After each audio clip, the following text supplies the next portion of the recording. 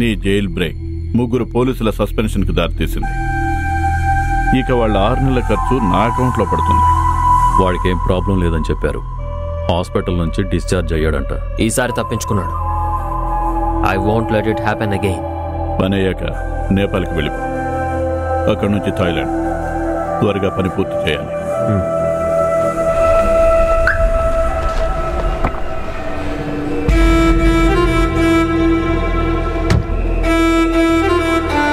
ఎన్ని కష్టాలు వచ్చినా నేను మీతోనే ఉన్నాను కదరా.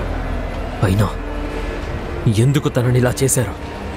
If you move your feet I will move my finger.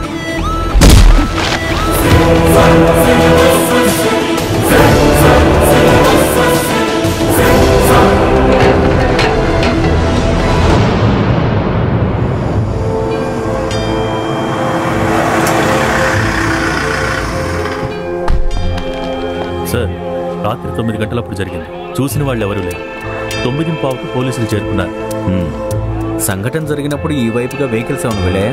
లేదు సార్.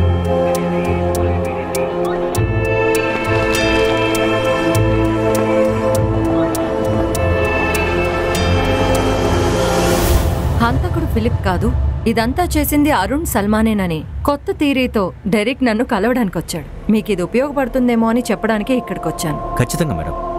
తనని నమ్మని వాళ్ళ అన్నయ్య మీద పగతో ఉన్న ఫిలిప్ తనని చీట్ చేసిన వాళ్ళని వదిలిపెట్టాడు. ప్రతీకారం అది మాత్రమే అతని మనసులో ఉంది. డెరిక్కి అరుణ్కి రక్షణ కల్పించాలి సార్. ఏదో ఒకటి చేసి మన ఫిలిప్ని పట్టుకోవాలి సార్. డెరిక్ ఇంకా హాస్పిటల్లోనే ఉన్నాడా? లేదు సార్, తనకి పెద్ద దెబ్బలేం తగలేదు. నిన్న సాయంత్రం డిశ్చార్జ్ అయిపోయారు.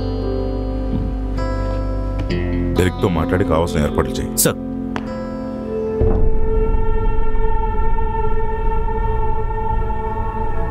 సార్, మీకు ఎలాంటి ప్రొటెక్షన్ కలిగించాలో నాకు ఇంతవరకు అర్థం కాలేదు. వీళ్ళిద్దరిని ఇక్కడే ఉంచుతాను సార్. వీళ్ళుండి ఏం చేస్తారు? సార్, ఎస్పీ ఆర్డర్స్ ప్రకారం సాల్వ్ కాని వేరే కేసులుంటే పంపించండి. పోలీసులకి క్రియేటివ్గా ఉంటుంది. సార్, అది నా చావుని ఆపాలంటే ఈ 2 పోలీసులు సరిపోరు. వాడు కనిపించిన వెంటనే షూట్ చేయమని ఆర్డర్స్ ఇచ్చారా? షూట్ చేయకపోతే ఏం చేయమంటారు సార్? వాడెక్కడున్నాడో తెలియాలి. లేకపోతే మీరు వాడిని చంపేస్తారు. ప్రాణాలు తీయకుండా వేటాడాలి. వేటాడేవాడికి వాడు చేసేది కరెక్ట్.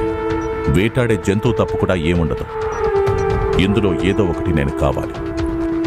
వేటంటే వేటే. ఏంటా భాషా ప్రావీణ్యం? వింటుంటే కుళ్ళుగా ఉంది.